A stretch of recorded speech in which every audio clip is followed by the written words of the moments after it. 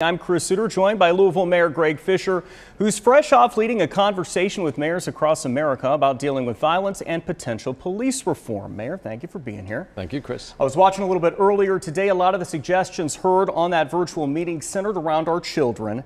Some examples supplementing the work of police officers with organizations that can help troubled youth and being sure we help our young ones before bad influences mold who they are. So how is Louisville doing this? Yeah, the key that we're trying to get across with this is that, Louisville's story with gun violence is kind of America's story, unfortunately, right now. Whether it's Houston, Austin, Oakland, Baltimore, 70% of America's medium and big-sized cities are seeing a pretty significant escalation in gun violence. So people, when they say that, they typically want to say, well, what are the police going to do about this? But as you just said, Chris, it's far more than just about the police. And as a matter of fact, we had Christopher 2X as one of the national host here today to share with us some of the stuff that he's doing, where you can look at public safety as intervention, prevention, community mobilization, reentry, and not just law enforcement. Are there any new approaches that haven't been around for a while? A lot of people would say what we have now isn't working based on the numbers in the city. No, that's exactly, and not just here. It's like, this is why it's a national summit. It's all over the country. So it's this broader frame that I just talked about. So how do you look at investments, let's say, in a reentry program like Reimage that we have here in Louisville for justice-involved youth ages 18 to 24, 90% success rate when we pair them up with a mentor, a job, and at least a GED. So how do you scale a program like that?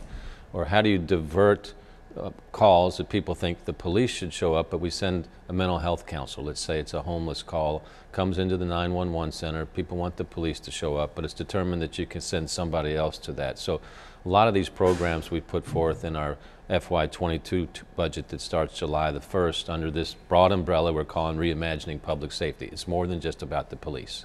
I want to play you a clip from the mayor of Houston where he's talking about violence in his city and in others. You can watch right here. People have ignored many of these communities for decades. At some point in time, it was bound to show up. And now we have to be intentional to reverse the course. Do you feel like that's a mistake Louisville has made? And if so, when? Is that a recent mistake? Does that go back decades when many people believe the 9th Street divide actually began here in the city? Well, what you're seeing from the summit is this is a America problem. Okay, that's the mayor of Houston, so it could have been the mayor of any city making that same thing, right. And the mayor of Louisville as well. And that's why we're trying these new approaches with the FY22 budget. But what we know about violent crime in particular, it's in any city in America, it's focused on a small population in a small geography from people that have been historically underinvested, oftentimes multiple generation of trauma. So how do you focus on those folks that are most likely either to be the victim of a crime or maybe be the shooter or the shot caller? So one of the strategies to deal with that is like the GVI, Group Violence Interruption Strategy.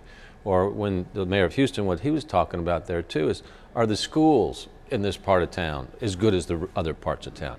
How about the delivery of health care? So it goes on and on. So these kind of inequitable investments that have been in place for hundreds of years, frankly, in America have led to these outcomes that we're seeing today. Is there somebody that dropped the ball, though? Is there somebody that along the way just didn't do what needed to be done and it kind of ended up with where we are today? Yeah. We can look back to the civil rights era of 1968, when the Kerner Commission was put out after that and said, what did we learn as a result of what they called the riots back then? And they said, if we don't address this, we're going to end up with two Americas, wholly separate and wholly unequal. Now, unfortunately, white America, who was the dominant power force, looked the other way, did not do everything that we should have done, and then, of course, here we are today. You put that together with just the proliferation of massive, massive amounts of guns on the streets of America, and that's led to the situations that we see all over America today. I want to ask you about gangs. We all know that gangs fuel violence. So what is the status of the gangs in our city? Going after them was a top priority for a long time. We heard about it often. We don't as much these days, but is that still a top priority? Are you guys still going after these gangs? Well, you go after guns, right? Because what you see in communities is people will say, well, somebody might be engaging in nonviolent crime and they're doing that because they need to make a living. But nobody excuses the use of guns and violence. So Chief Shields, LMPD, one of their top charges is to get illegal guns off of the street, because what we oftentimes find too is an illegal weapon can be used in multiple crimes. So whether that's in the what we call groups, or you mentioned gangs, or somebody else, that's a focus to move that off the street. And oftentimes these groups, are colluding with each other to commit violent crime as well. Gangs are still a significant problem, though, here in this city, fair to say? They're a significant problem here in any city of any size that is at the root of a lot of the criminal behavior. I want to talk about Albuquerque, New Mexico. It's changing part of its public safety system. Dispatchers will now decide who gets certain calls. So in some cases, it will be someone who's not a police officer showing up to doorsteps. You mentioned this briefly a moment ago. The mayor there saying it will be someone trained in public safety, but not a, quote, perceived threat for escalation. Does that work here, do you think?